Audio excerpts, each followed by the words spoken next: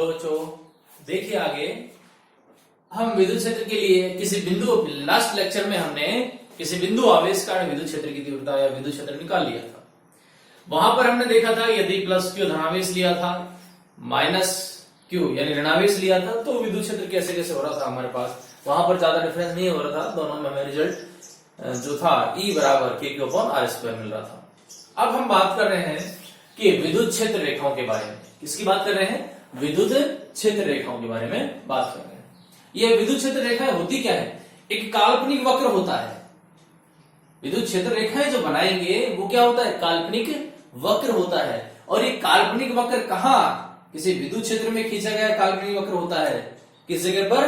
किसी विद्युत क्षेत्र में खींचा गया काल्पनिक वक्र होता है। ये लिखा हुआ है, विद्युत क्षेत्र में खींचा गया काल्पनिक वक्र होता है, जिस पर एक स्वतंत्र या विलगित एकांक धनावेश गति करने के लिए प्रवृत्त होता है, चलने के लिए तैयार होता है, या उसके ऊपर एक स्वतंत्र रूप से विलगित निकाय एकांक धनावेश उसके ऊपर गति करता है।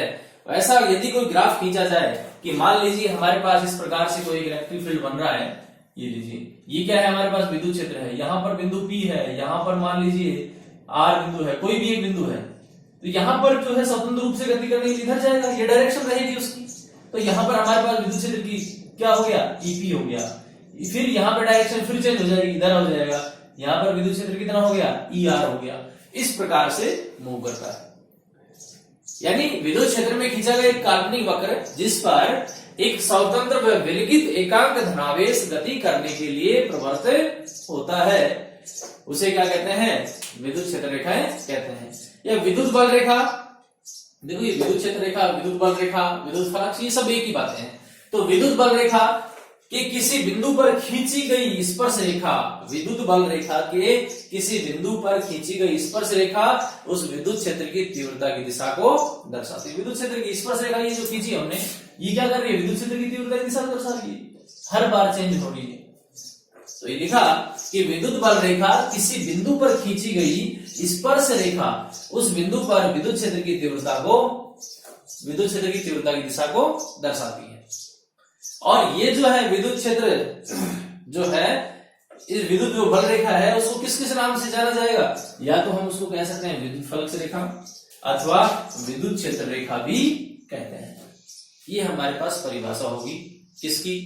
विद्युत क्षेत्र रेखाओं की, विद्युत बल रेखाओं की या विद्युत फलक की। कि विद्युत क्षेत्र के अंदर खींचा गया एक काल्पनिक वक्र होता है और उस काल्पनिक वक्र के ऊपर एक स्वतंत्र विलगित निकाय, जो धनावेशों का जो निकाय है वो क्या होता है?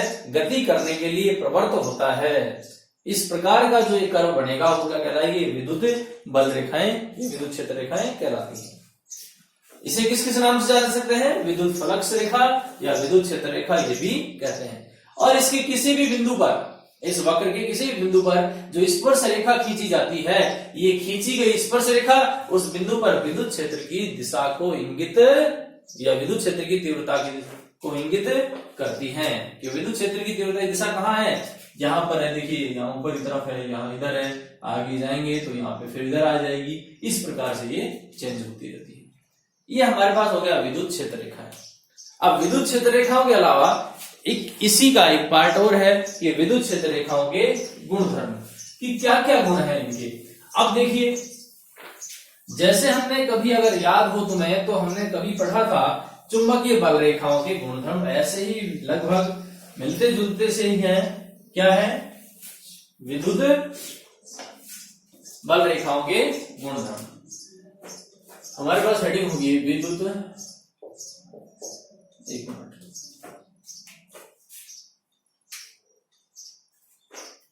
विद्युत बल रेखाओं की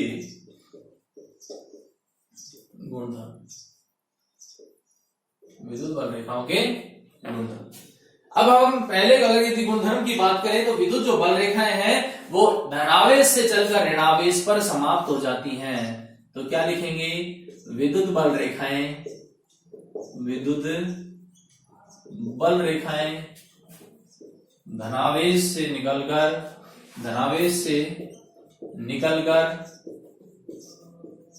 ऋणावेश किस पर? ऋणावेश पर समाप्त हो जाती हैं। धनावेश से निकलेंगी और ऋणावेश पर जाकर क्या हो जाएंगी, समाप्त हो जाएंगी। क्या? विद्युत बल रेखाएं। विद्युत बल रेखाओं की किसी बिंदु पर खींची गई स्पर्श रेखा। दूसरा देखें, विद्युत बल रेखाओं के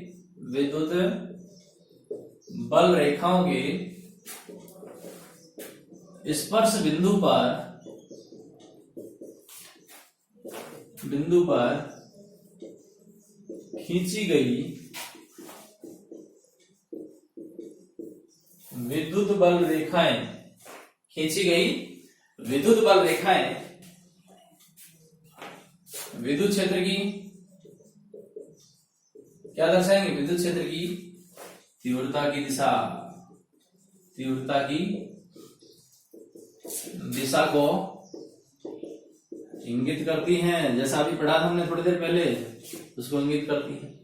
दूसरी बात, ये जो क्षेत्र रेखाएं हैं, फ्लक्स रेखाएं जो है, ये कभी भी आपस में एक दूसरे को काटती नहीं है, क्योंकि यदि ये काटेंगी तो विद्युत क्षेत्र की किसी एक बिंदु पर दो दिशाएं होंगी, जो कि संभव नहीं है। तो हमारे पास तीसरा बिंदु क्या हो जाएगा? तीसरा बिंदु क्या होगा कि ये बल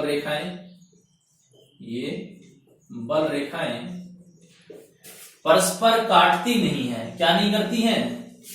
परस्पर काटती नहीं है। क्यों नहीं काटती? क्योंकि यदि ये काटेंगी, यदि आपस में काटेंगी, अगर ये काटेंगी तो क्या होगा? काटे गए स्थान पर विद्युत क्षेत्र की दिशा, और कितनी दिशा बनेगी? दो दिशा बनेगी। किसी एक पर्टिकुलर बिंदु के ऊपर दो दिशा बनेगी, जो कि संभव नहीं है। जो कि क्या नहीं है? संभव नहीं। अगर काटेंगी तो क्या होगा? दो दिशाएं होंगी, और दो दिशा अगर हो रही है किसी बिंदु पर, वो गलत बात हो जाएगी। इसलिए ये कभी आपस में काटती भी नहीं है। आगे देखते हैं कि और क्या क्या गुणधर्म हो सकते हैं कि विपरीत प्रकृति के आवेशों में ये रेखाएं खिंची हुई लचकदार डोरी की तरह होती हैं। किसमें? विपरीत प्रकृति के आवेशों में ये रेखाएं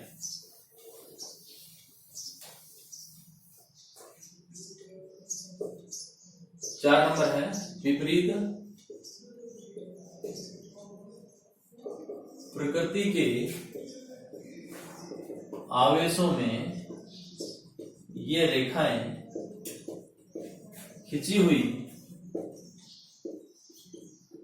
लचकदार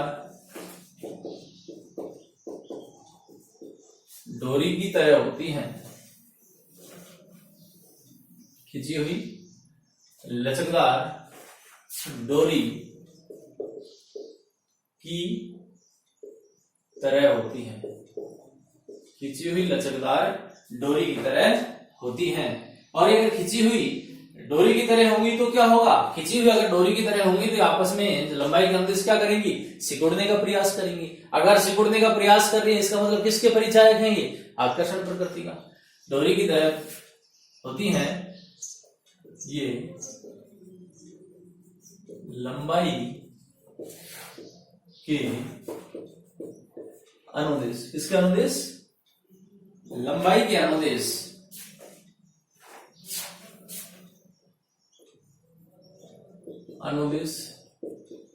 सिकुड़ने का प्रयास करती हैं।